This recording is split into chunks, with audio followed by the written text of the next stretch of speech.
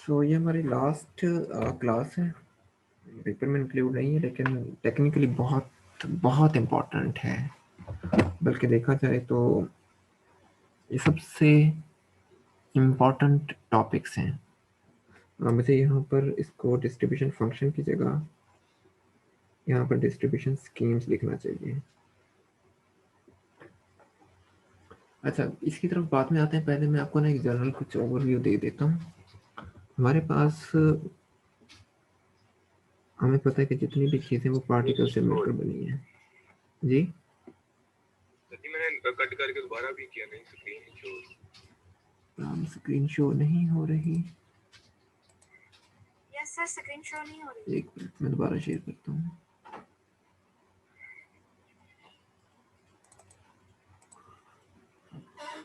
अब शो हो रही है? सर ब्लैक है। ब्लैक है? यस सर, कुछ नजर नहीं आ रहा। हाँ, वो भी। लेकिन मुझे दोबारा शेयर करने दें।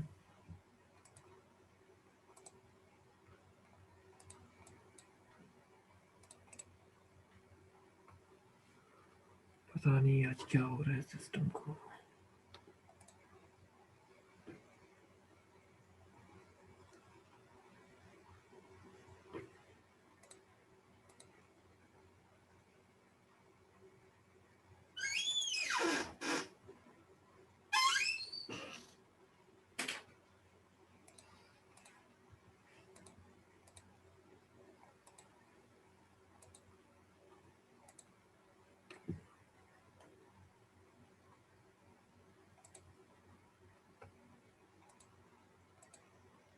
अब बताएं। सर आप हो रही है। Okay, fine fine. ओके, सो सबसे पहले तो इस डिस्ट्रीब्यूशन को हम स्कीम कह देते हैं। ये इसकी जगह स्कीम होना चाहिए।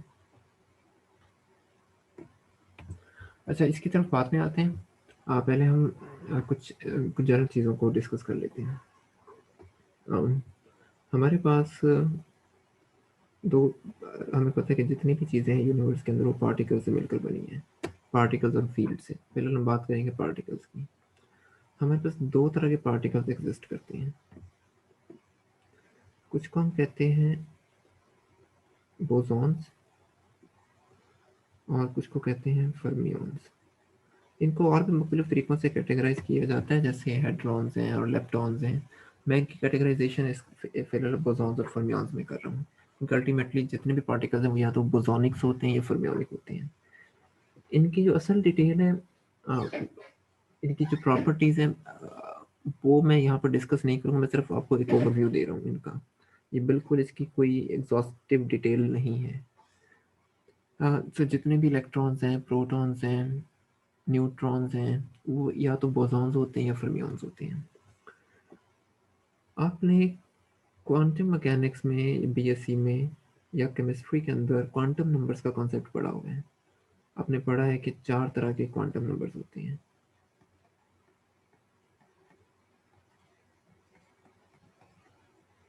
प्रिंसिपल क्वांटम नंबर और ये केमिस्ट्री में I think first year second year. हाँ, एंगुलर मोमेंटम क्वांटम नंबर, जिसको हम ऑर्बिटल क्वांटम नंबर कहते हैं, mutual quantum number, ML, magnetic quantum number और स्पिन क्वांटम नंबर। स्पिन के बारे में आपने पढ़ा होगा कि इलेक्ट्रॉन की स्पिन या तो +1/2 होती है या -1/2 होती है। लेकिन हमारे पास यूनिवर्स में कुछ पार्टिकल्स ऐसे भी एग्जिस्ट करते हैं जिनकी असल में ये h⁻/2 होती है, जिनकी स्पिन NH होती है, ±NH। अब यहाँ पर जो n है ये 1 हो सकता है, ये 2 हो सकता है, जाने कोई तो ये आगे 3, 4, 5 कुछ भी हो सकता है। लेकिन यूजुअली हम जिन पार्टिकल्स को डिस्कस करते हैं वो स्पिन 1 के होते हैं। जैसे स्पिन 0 भी हो सकती है, जैसे फोटोन। कुछ पार्टिकल्स की स्पिन 1 होती है, जैसे ग्लूऑन है। कुछ पार्टिकल्स की स्पिन यहाँ पर मैं लिख देता हूँ, ग्लूऑन। फोटोन को जीरो हो सकती है, इसका क्या मतलब? फोटोन की स्पिन, अच्छा इसकी टेक्निकल डिटेल में आ जाए। पहली चीज़ ये है कि स्पिन का मतलब ये नहीं है, स्पिन से मुराद ये नहीं होता कि कोई चीज़ जिस तरह हम आम रूटीन में कहते हैं कि अर्थ स्पिन कर रही है, अपने एक्सिस के गिर्द स्पिनिंग हो रही है, ये स्पिन वैसे नहीं है, इसका उस स्पिन से कोई ताल्लुक नहीं है। ठीक है, जी सर ठीक। तो ये स्पिन एक बहुत ही कंफ्यूजिंग कॉन्सेप्ट है और इसको डिस्कस करने के लिए तो हमें पूरी कर क्लास चाहिए। लेकिन तो ये यहाँ पर इसको सिर्फ एक क्वांटम नंबर, एक प्रॉपर्टी का नाम दें कि ये एक प्रॉपर्टी है जिसको हमने स्पिन का नाम दिया। इसका एक्चुअल स्पिन के साथ कोई ताल्लुक नहीं है, स्ट्रिक्टली स्पीकिंग उसके साथ कोई ताल्लुक नहीं है। ये एक somehow एक मिसनॉमर है। सर जी एन यहाँ पे शेल्स को रिप्रेजेंट कर रहे हैं। एन कोई एक इंटीजर है, ये नंबर्स हैं, वो 0 +-1 +-2 हो सकते हैं। कुछ पार्टिकल्स ऐसे हैं जिनकी स्पिन प्रोपोज की गई कि 2 होती है, जैसे इसकी एक मिसाल है ग्रेविटॉन। ग्रेविटॉन अभी डिस्कवर नहीं हुआ पार्टिकल, इसको हम किसी और वक्त डिस्कस करेंगे ग्रेविटॉन होता क्या है। साइंसदानों का ख्याल ये है कि इसकी स्पिन 2 होगी। अगर इसकी स्पिन 2 ना हो तो कुछ इश्यूज पैदा हो जाते हैं पार्टिकल फिजिक्स में या क्वांटम ग्रेविटी के अंदर। बहरहाल तो इससे ऊपर स्पिन के पार्टिकल्स हमारे पास एग्जिस्ट नहीं करते, और वैसे तो एन की वैल्यू कुछ भी हो सकती है, लेकिन यूजली उनको एक्सोटिक पार्टिकल्स कहा जाता है और वो एज सच नेचर में फिलहाल एग्जिस्ट नहीं करते, हमें ऐसी कोई इंडिकेशन नहीं है। अच्छा, जहाँ जैसे और जो इलेक्ट्रॉन्स होते हैं, इलेक्ट्रॉन की स्पिन हाफ होती है, इनको स्पिन हाफ पार्टिकल्स कहा जाते हैं। प्रोटॉन्स की स्पिन भी हाफ होती है, न्यूट्रॉन्स की भी हाफ होती है।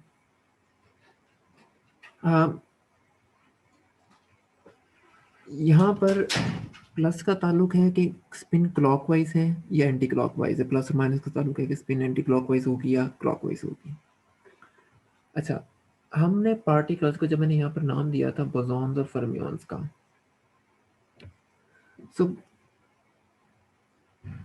बोसॉन्स वो पार्टिकल्स होते हैं जिनकी स्पिन NH बार की फॉर्म में आती है, यानी कि यहाँ पर n से मुराद 0 +-1, फिर मैं नीचे लिखता हूँ, नीचे लिख देता हूँ।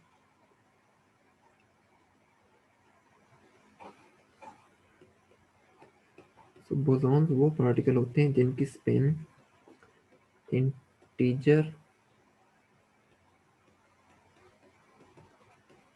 मल्टीपल ऑफ h बार होती है, e.g. 0 h बार +-1 h बार +-2 h बार। फर्मियॉन्स वो पार्टिकल्स होते हैं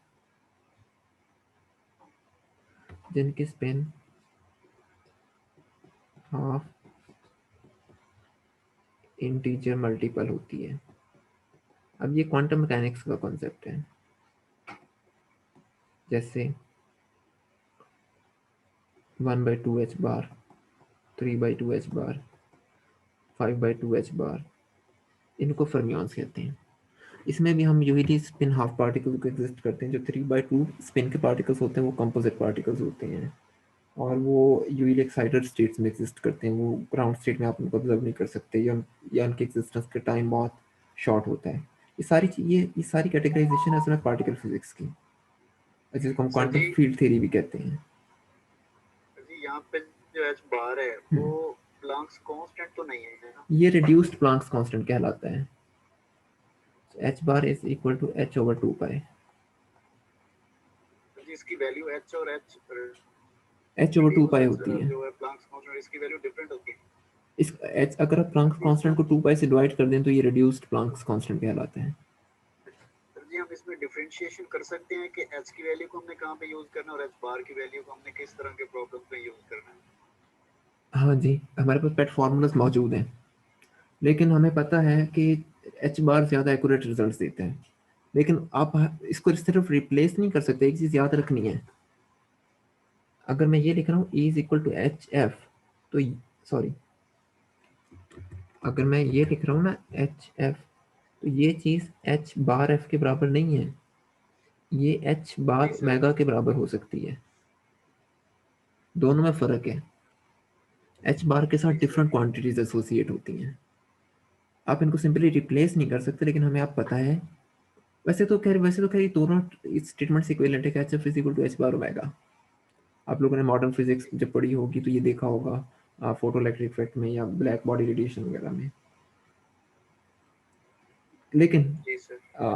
एक्सपेरिमेंटल पॉइंट ऑफ व्यू से एच बार ज़्यादा एक्यूरेट वैल्यूज देते हैं एज कम्पेयर टू एच। और हम जितनी भी क्वांटम मैकेनिक्स स्टडी करते हैं उसमें एच बार ही यूज़ करते हैं, एच यूज़ नहीं करते हैं। इवन कि जो फार्मूलाज भी हम डेवलप करेंगे उसमें ऑटोमेटिकली एच बार है, क्योंकि सबसे बड़ा फ़ायदा ये कि आपके पास 2 पाई का फैक्टर डिनोमिनेटर में आना ही आना है कैलकुलेशंस में। तो इसलिए हम बार बार 2 पाई लिखने के उससे अच्छा है कि हम उसको एक नए कॉन्स्टेंट का नाम दे देते हैं एच बार। जी सर। ठीक है। जी सर। ओके। सो हमने तमाम पार्टिकल्स को उनके स्पिन की बेस पर 2 हिस्सों में तकसीम करते हैं, और इस पे ये स्पिन क्वांटम मैकेनिक्स के अंदर आती है। क्लासिकल पार्टिकल्स की स्पिन को स्टडी नहीं किया जाता, उनकी उस क्लासिकल मैकेनिक्स में स्पिन का कॉन्सेप्ट नहीं है। ये चीज़ याद रखनी है। ये सिर्फ मोटी मोटी बातें हैं, इनकी मैं फिजिक्स डिस्कस नहीं कर रहा, इनकी मैं फिजिक्स बिल्कुल डिस्कस नहीं कर रहा क्योंकि टाइम नहीं हमारे पास। लेकिन ये चीज़ें बहुत बेसिक कॉन्सेप्ट्स हैं, ये आपको कम से कम आइडिया होना चाहिए। जब आप लोग क्वांटम मैकेनिक्स पढ़ रहे होंगे तो प्रॉब्ली डॉक्टर सरमत पढ़ाएंगे, सो देन आप उस वक्त ये चीज़ें उनके साथ बहुत डिटेल से डिस्कस कर सकते हैं। हमने पार्टिकल्स को क्वांटम मैकेनिकली 2 कैटेगरीज में डिवाइड किया है। कुछ को बोसॉन्स कहते हैं, कुछ को फर्मियॉन्स कहते हैं। यूनिवर्स या बोसॉन से मिलकर बनी है या फर्मियॉन्स से मिलकर बनी है। बोसॉन्स वो होते हैं जिनकी स्पिन एच बार का इंटीजर मल्टीपल होती है। फर्मियॉन्स वो होते हैं जिनकी स्पिन एच बार का हाफ इंटीजर मल्टीपल होती है। बोसॉन्स में जो पार्टिकल्स शामिल होते हैं उनको फोर्स कैरियर्स कहा जाता है, जैसे फोटोन है, ग्लूऑन है, डब्ल्यू प्लस माइनस बोसॉन्स हैं, जी बोसॉन है, आपके पास हिग्स पार्टिकल है वो जिसको गॉड पार्टिकल कहते हैं। फर्मियॉन्स में एलिमेंट्री पार्टिकल्स हैं, प्रोटॉन है, इलेक्ट्रॉन्स हैं, न्यूट्रॉन्स हैं, क्वार्क्स हैं, ये सारे पार्टिकल्स शामिल हैं। अच्छा, ये पार्टिकल्स की कैटेगराइजेशन होगी स्पिन की बेस पे। अब स्पिन फर्क होने से, स्पिन को अगर हम इतनी अहमियत दे रहे हैं तो इसका मतलब है कि स्पिन फर्क होने से पार्टिकल्स की फिजिक्स भी तब्दील हो जाती है, मुकम्मल तब्दील हो जाती है।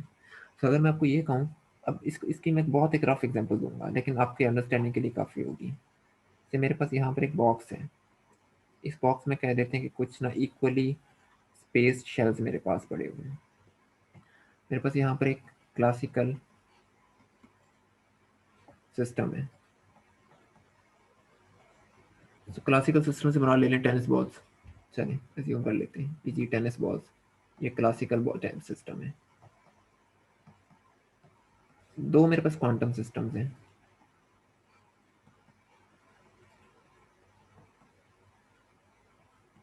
बोसॉन्स हैं, एक बोसोनिक सिस्टम है और एक मेरे पास फर्मियोनिक सिस्टम है। बोसोनिक सिस्टम कह लें कि फोटॉन्स हैं, फोटॉन की गैस है, फोटॉन गैस। ये टॉपिक हमने पूरा स्किप कर दिया, ये दोनों टॉपिक्स हमने पढ़ने थे, फोटॉन गैस और इलेक्ट्रॉन गैस का। ये इस गैस से मुराद ये है कि आपके पास एक ऐसी गैस है जिसमें सिर्फ इलेक्ट्रॉन्स है, एक ऐसी गैस है जिसमें सिर्फ फोटॉन्स हैं। तो ये एक सिस्टम है जिसमें सिर्फ फोटॉन्स मौजूद हैं। अब ये 3 तरह के सिस्टम्स हैं। यहाँ पर 6 बॉक्सेस हैं, 1 2 3 4 5 6। अगर आपने इन 6 बॉक्सेस में टेनिस बॉल्स को फिट करना है तो वो डिफरेंट तरीके से फिट होंगे। अगर आपने बोसॉन्स को फिट करना है तो वो डिफरेंट तरीके से फिट होंगे। अगर आपने फर्मियॉन्स को फिल करना है तो वो डिफरेंट तरीके से होंगे। आप आसानी के लिए ये समझें कि अगर मैंने इलेक्ट्रॉन्स का फिल करना है, मैं कलर चेंज कर लेता हूँ यहाँ पर। अगर मैंने इलेक्ट्रॉन्स को फिल करना है तो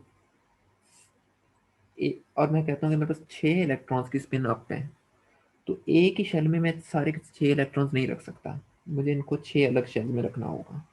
इवन कि मैं किसी एक में 2 भी नहीं रख सकता, अगर मैं इस तरह 2 रख रहा हूँ तो ये भी गलत है। लेकिन अगर आपके पास बोसॉन्स हैं, फोटॉन्स हैं, 6 फोटॉन्स हैं, आप उन 6 के 6 फोटॉन को एक ही बॉक्स में रख सकते हैं। आप चाहें तो 2 इधर रखते हैं, 2 इधर रखते हैं, आप चाहें तो 1 इधर रखते हैं, 5 इधर रखते हैं, आपकी मर्जी है।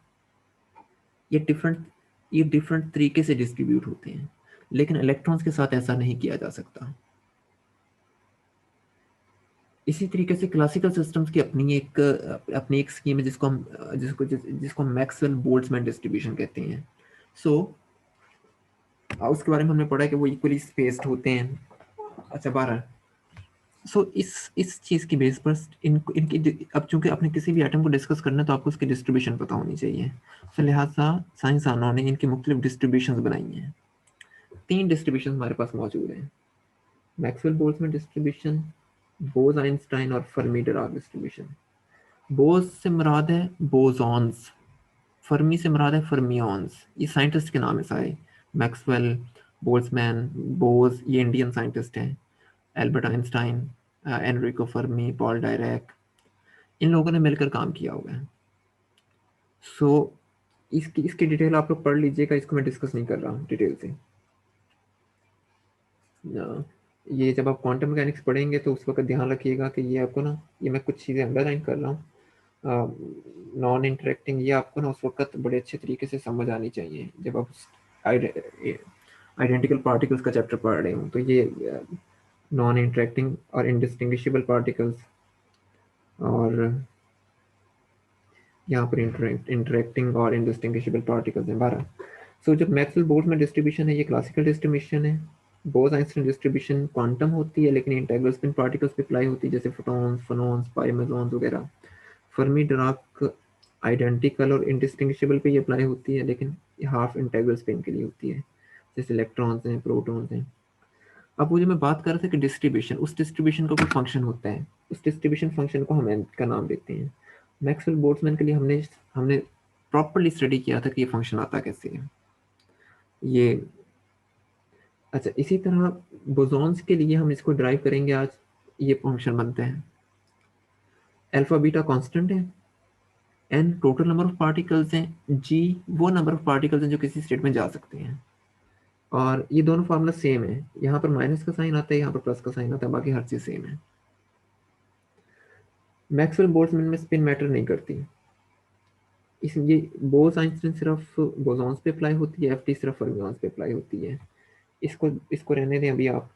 ये वेव फंक्शन वाली जो बात है, ये क्वांटम मैकेनिक्स पढ़ेंगे या आइडेंटिकल पार्टिकल्स पढ़ेंगे तो होगी। इसको भी रहने दें आप। यहाँ पर देख सकते हैं कि आप बोस आइंस्टाइन और मैक्सवेल बोल्ट्जमैन में किसी एक स्टेट में अनलिमिटेड नंबर ऑफ पार्टिकल्स आ सकते हैं, जो जैसे मैं भी आपको फोटॉन्स की और टेनिस बॉल्स की एग्जांपल दे रहा था। यहाँ पर एक से ज़्यादा पार्टिकल नहीं आ सकता एक स्टेट के अंदर। डिफरेंट स्पिन के आ सकते हैं लेकिन सेम स्पिन वाले एक से ज़्यादा पार्टिकल्स नहीं आ सकते। इसलिए तो आपने पढ़ा था कि एक शेल के अंदर अगर 2 इलेक्ट्रॉन्स रखने हैं तो एक की उनकी स्पिन सेम नहीं हो सकती। अगर एक स्पिन हाफ का है तो दूसरा स्पिन डाउन का होगा। उसके पीछे वजह ये फर्मी डिराक डिस्ट्रीब्यूशन है। फर्मी डिराक डिस्ट्रीब्यूशन के जरिए हम शो कर सकते हैं कि अगर हम दोनों सेम इलेक्ट्रॉन्स रखते हैं तो क्या होगा। वो अगर हम इलेक्ट्रॉन गैस को डिस्कस करें उस टॉपिक को, तो हम देख सकते हैं कि वहाँ पर इन्फिनिटीज आना शुरू हो जाती हैं एन के अंदर। और उन इन्फिनिटीज का मतलब ये होता है कि कोई मेजरेबल क्वांटिटी यील्ड नहीं हो रही, सिस्टम सिस्टम डिस्टर्ब हो जाता है। सो उन इन्फिनिटी से बचने के लिए, क्योंकि इन्फिनिटीज मेजरेबल क्वांटिटीज नहीं है, तो लिहाजा हम वहाँ पर आप सेम स्पिन के पार्टिकल्स किसी एक शेल में नहीं रख सकते। जी काशिफ। सर जी हमने एक लेक्चर में स्टडी किया था, आपने कहा था कि अभी आपने कहा है कि एक स्पिन अप होगी तो दूसरी लाजमी डाउन होगी, लेकिन सर जी आप उस लेक्चर में कहा था कि ऐसे भी कंडीशन हो सकती है कि दोनों स्पिन अप होंगे और या दोनों स्पिन डाउन होंगे। ये जैसे बोसॉन्स का केस है, इसमें हो सकता है कि दोनों अप होंगे या दोनों आप चाहे 6 के 6 एक में रख दें। लिखा तो हुआ है there can be unlimited number of particles per state, same spin के।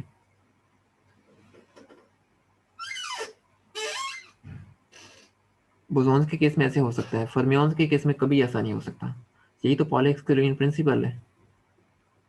तो जो फर्मियॉन्स होते हैं वो पॉली एक्सक्लूजन प्रिंसिपल को ओबे करते हैं, बोसॉन्स नहीं करते। क्लासिकल मैकेनिक्स में तो वो यूज ही नहीं होता। ठीक है, यस सर। आगे नीचे सिर्फ ये नाम लिखे हुए कि ये एनरिको फर्मी और डिराक के नाम पे, सिकंदरानाथ बोस और आइंस्टाइन के नाम पे, और ये जेम्स क्लर्क मैक्सवेल और बोल्ट्जमैन के नाम पे 12। सो इससे आपको कुछ आइडिया हो गया होगा कुछ चीज़ों का। एक बहुत क्रूड किस्म की रिप्रेजेंटेशन नहीं है, लेकिन बहरहाल आपको सिर्फ एक आइडिया देना था। अच्छा अब यहाँ पर मैं अब ये जो बोस आइंस्टाइन डिस्ट्रीब्यूशन का आइडिया, मैं इसकी बिल्कुल फिजिक्स आपको नहीं समझा रहा। ये सिर्फ आपको फार्मूला बताना है कि ये फार्मूला ड्राइव हुआ है, और इसी वजह से, चूँकि मैं इसकी फिज़िक्स नहीं आपको समझा रहा, मैंने इसी वजह से इसको पेपर में इंक्लूड नहीं किया। क्योंकि इसको डिस्कस करने के लिए हमें 2-3 लेक्चर्स चाहिए इसको प्रॉपर्ली डिस्कस करने के लिए। तो यहाँ पर अब सिर्फ कैलकुलेशन है, जो आप लोगों को बहुत पसंद है कि आपको कैलकुलेशंस याद रखने का शौक है। लेकिन इसको याद नहीं रखना, इसको सिर्फ बस देखते जाएं कि क्या काम हो रहा है। तो सपोज करें कि आपके पास ये कुछ एक्सेसिबल स्टेट्स हैं, टोटल नंबर ऑफ पार्टिकल्स आपके पास n आई हैं, इन पार्टिकल्स की एनर्जी E आई है, इन से ये 10 हैं पार्टिकल्स, बॉक्सेस आपके पास 5 हैं। अब वो 5 पार्टिकल्स किस तरीके से फिल होंगे, कितनी स्टेट्स में होंगे, उस चीज़ को हम रिप्रेजेंट कर रहे हैं Gi के साथ, जो यहाँ पर फिल हो सकते हैं। तो आपके पास Ni पार्टिकल्स के लिए जो मोस्ट प्रोबेबल अरेंजमेंट है, इन 10 पार्टिकल्स को जिनकी एनर्जी E आई है, उन्हें अरेंज करने के लिए Gi पॉसिबिलिटीज मौजूद हैं। ठीक है। So the total number of microstates, यहाँ पर नंबर ऑफ माइक्रोस्टेट्स को हमने W से डिनोट किया, पहले हम इसको मेगा से करते आ रहे थे, यहाँ पता नहीं मैंने इसको W क्यों कह दिया है। सो 12। अगर आपके पास, ये तो एक सिस्टम है, अगर आपके पास 10 बोसॉन्स के n सिस्टम्स मौजूद हों, i सिस्टम्स मौजूद हों, फिर क्या करेंगे आप? फिर हम उन सबका, उनकी मल्टीप्लिसिटी लेंगे। यहाँ पर मैंने समेशन यूज़ किया लार्ज पाई का। ये दोनों में ये फ़र्क है, दोनों समेशंस हैं, एक एडिटिव सम है और एक मल्टीप्लिकेटिव सम कहलाता है। तो अगर मैं समेशन एक्स आई लिख रहा हूँ तो इसका मतलब x1 plus x2 plus x3 up to xn।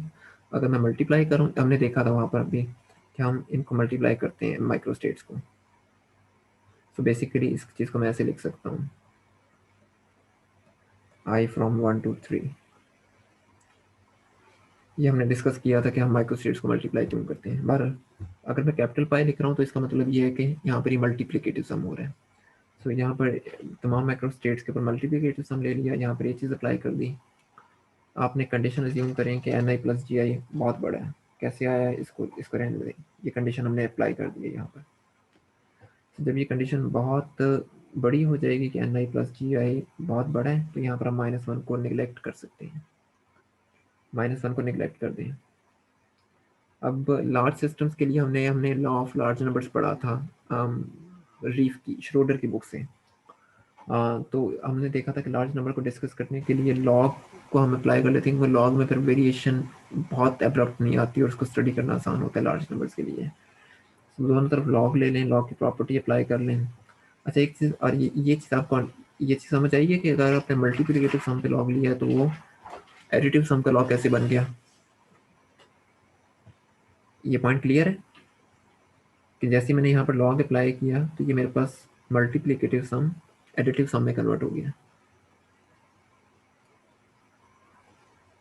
ये देखें, अगर मेरे पास x1 x2 है, बेसिकली ये चीज़ क्या है, लॉग ऑफ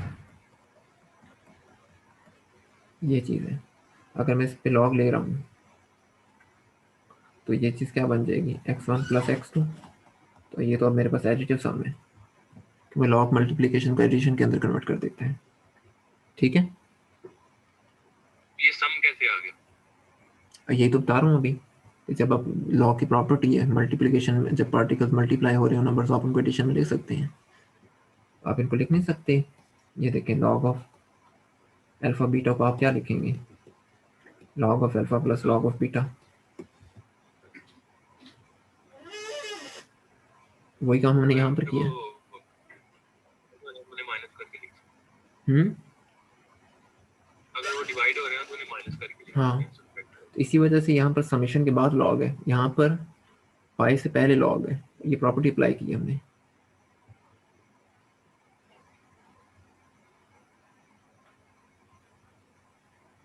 ये सिर्फ लॉ की प्रॉपर्टी अप्लाई की जो आप लोगों ने मैट्रिक में पढ़ी हुई है। देन यहाँ पर फिर लॉ की प्रॉपर्टी अप्लाई कर दी। उसके बाद लार्ज नंबर्स में अगर फैक्टोरियल आ रहे हैं तो उनको सिंप्लीफाई करने के लिए स्टर्लिंग अप्रॉक्सीमेशन यूज़ करते हैं। तो बेसिकली यहाँ पर हम, अच्छा इसको इक्वल के साइन के साथ लिख सकते हैं क्या, ये प्रॉपर्टी अप्लाई कर दें। पहली टर्म को मैंने इस रेड कलर से लिखा हुआ है, इसको इसके साथ लिखा हुआ है ग्रीन के साथ, और इसको इस वायलेट कलर में लिखा हुआ है। इसको सिंप्लीफाई करें, यहाँ पर बस ये नंबर 2 बन गई है। अच्छा यहाँ पर करने के बाद हम कुछ कंडीशन अप्लाई कर देते हैं। हमें पता है कि एन तमाम पार्टिकल्स का sum total number of particles के बराबर है, और उनकी जो जो टोटल एनर्जी आएगी हर पार्टिकल की इंडिविजुअल एनर्जी वो टोटल एनर्जी के बराबर है। सो ये हमने इस मेशन को इधर ले आए, साइन को इधर ले आए, ये चीज़ बन गई है, इसके साथ कोई कांस्टेंट मल्टीप्लाई कर दिया है। ये कांस्टेंट क्यों मल्टीप्लाई कर रहे हैं इसको भूल जाएं, ये किसी स्पेसिफिक रीजन से आते हैं, लेकिन हम उनको डिस्कस नहीं कर रहे। यहाँ पर मैंने एक कांस्टेंट बीटा मल्टीप्लाई कर दिया है। अगेन इसकी लॉजिक भी क्वांटम मैकेनिक्स से आती है हमारे पास, एक्सपेंडिंग सम्स या एक्सपेंशन ऑफ कोएफिशिएंट्स कह रहे हैं, लेकिन चूंकि हमने अभी क्वांटम मैकेनिक्स डिस्कस नहीं की इसलिए इसको भूल जाएं। अच्छा, यहाँ पर जो बीटा है ये 1/kBt के बराबर नहीं है, ये सिर्फ एक कांस्टेंट है, आर्बिट्रेरी कांस्टेंट है, हमें नहीं पता इसकी वैल्यू क्या है।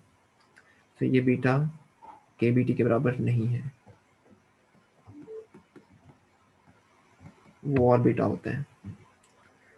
अब इन दोनों इक्वेशंस को आपने सब्ट्रैक्ट कर देना है इस इक्वेशन में से, सिर्फ कुछ भी नहीं करना, इसके साथ माइनस लगाएं यहाँ पर और ये इक्वेशन लिख दें, फिर माइनस लगाएं, फिर इक्वेशन नंबर 4 लिख दें, और कुछ भी नहीं करना आपने। ये जैसे मैंने यहाँ पर लिख दिया, पूरी इक्वेशन नंबर 2 लिखी है यहाँ से लेकर यहाँ तक, और इसके बाद इनको सब्ट्रैक्ट कर दिया है।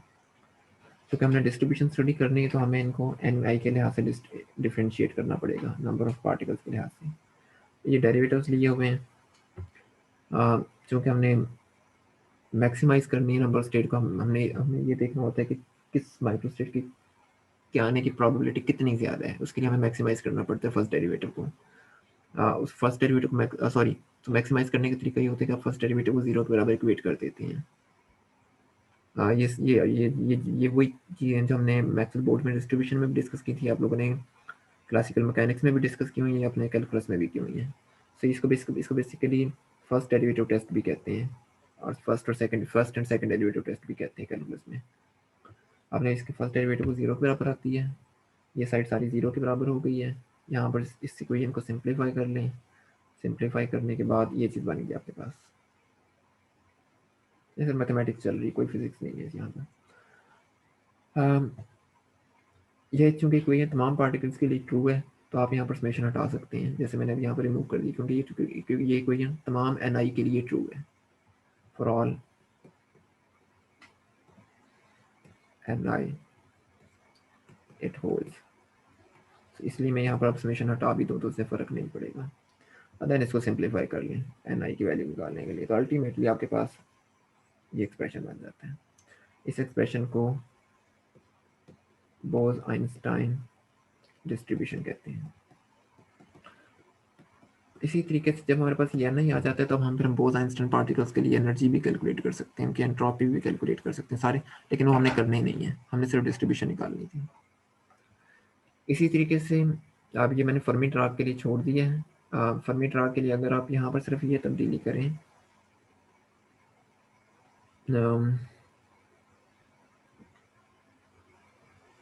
अच्छा फर्मी ड्राग के लिए मुझे फंक्शन याद नहीं कि उनकी पॉसिबल स्टेट्स क्या आते हैं बारह। सो फर्मी ड्राग के लिए वही, अब वो डब्ल्यू का एक्सप्रेशन मुझे ज़ुबानी याद नहीं क्या आता है। बहरहाल फर्मी ड्राग के लिए जब हम ये इक्वेशन सॉल्व करते हैं तो यहाँ पर प्लस का साइन आ जाता है, सेम प्रोसेस को वहाँ पर सिर्फ वो डब्ल्यू चेंज होता है, बल्कि मैं देखता हूँ कि वो क्या डब्ल्यू है, को डब्ल्यू भी लिख देता हूँ यहाँ पे, लेकिन सेम प्रोसेस रिपीट करना है, इसमें कोई एक लाइन का डिफरेंस नहीं है। तो अल्टीमेटली आपके पास यहाँ पर पॉजिटिव का साइन आ जाएगा।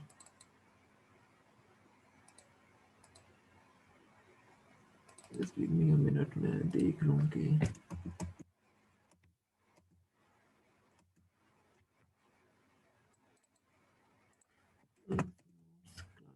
स्टैटिस्टिकल मैकेनिक्स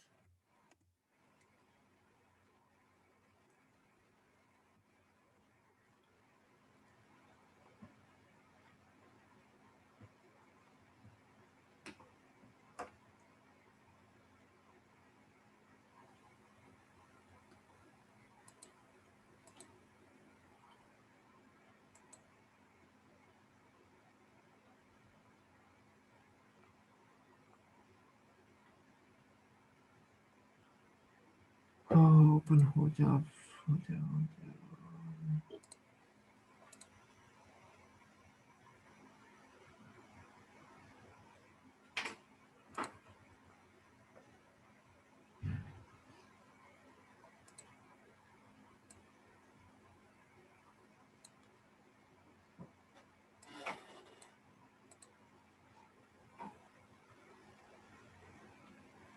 मुझे उसी वक्त लिख लेना चाहिए था फंक्शन, पता नहीं क्यों नहीं लिखा।